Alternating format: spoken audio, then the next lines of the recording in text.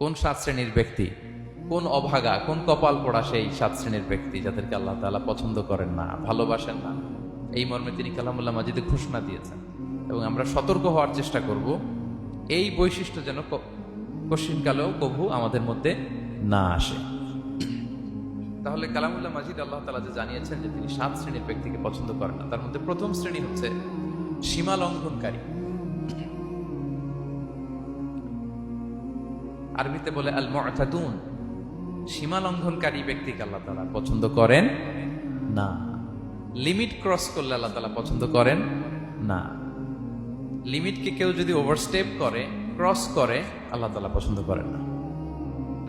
2 নম্বরে যে শ্রেণীকে আল্লাহ তাআলা পছন্দ করেন না তারা হচ্ছে জালিম বা অত্যাচারী।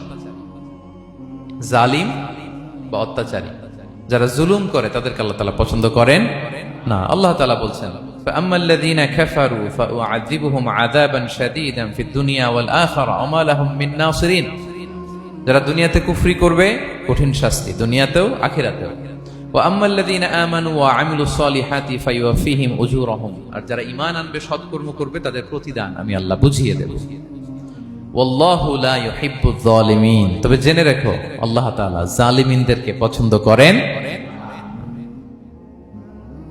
তাহলে 2 নম্বরে পাওয়া গেল কাদেরকে পছন্দ করে না। আপনি যদি কারো প্রতি জুলুম করেন তাহলে আপনি জালেম, সে হচ্ছে মজলুম। সে কি মজলুম। মজলুম আপনার ক্ষমা না করলে আল্লাহ তাআলা আপনার ক্ষমা করবে না।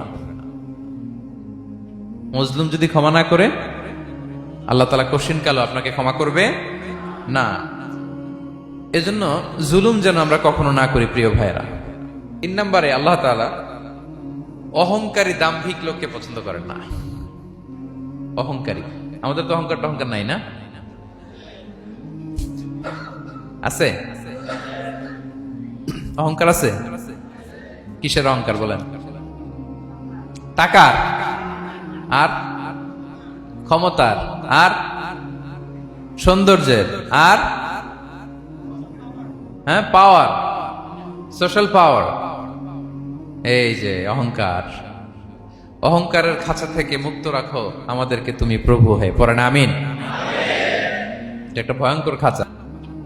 4 নম্বর হচ্ছে অপচয়কারী বা অপব্যয়কারী।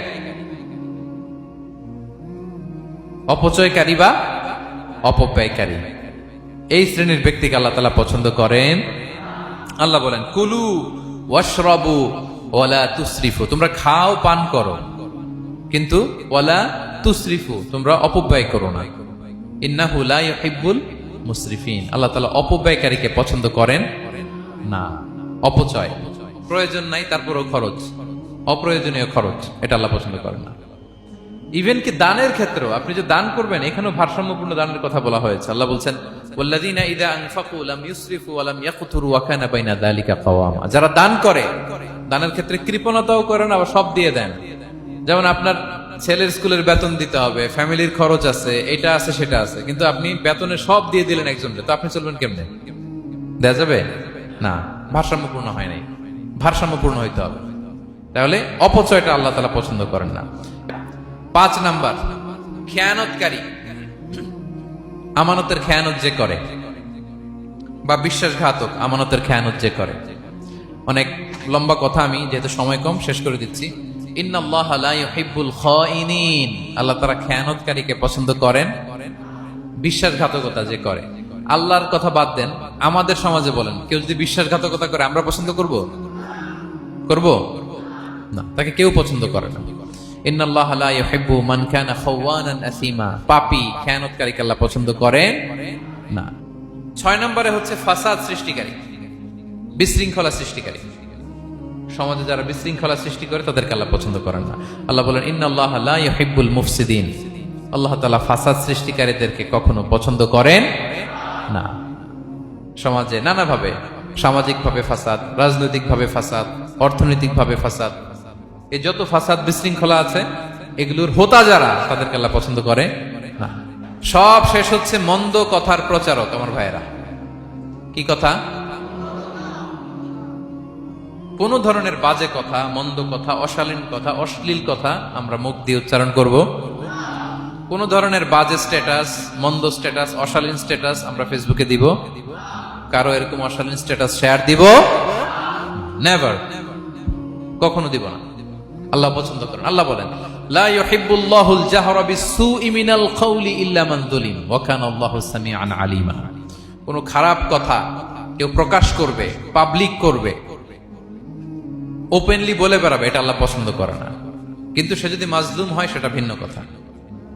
কোন ধরনের অশ্লীল কথা, অশালীন কথা মুমিনের মুখ দিয়ে বেরোতে পারে? তাহলে কয় শ্রেণীর ব্যক্তিকে আল্লাহ পছন্দ করেন না? 1 নম্বরে সীমা লঙ্ঘনকারী, 2 নম্বরে জালিম, 3 নম্বরে অহংকারী, 4 নম্বর অপচয়কারী, 5 নম্বর খেয়ানতকারী, আমানতের খেয়ানত, 6 নম্বর ফাসাদ সৃষ্টিকারী, 7 নম্বর মন্দ কথা, অশ্লীল কথার যে প্রচার করে। এগুলো যারা করে এদের সাথে আমাদের কোনো সম্পর্ক, এই 7 শ্রেণীর লোককে আল্লাহ তাআলা অপছন্দ করেন। এগুলো কি আমাদের জীবনে থাকবে? এগুলো আমরা কি শুধু হল রুম থেকে বের করে দিব না পুরো জীবন থেকে? পারা যাবে? পারা যাবে?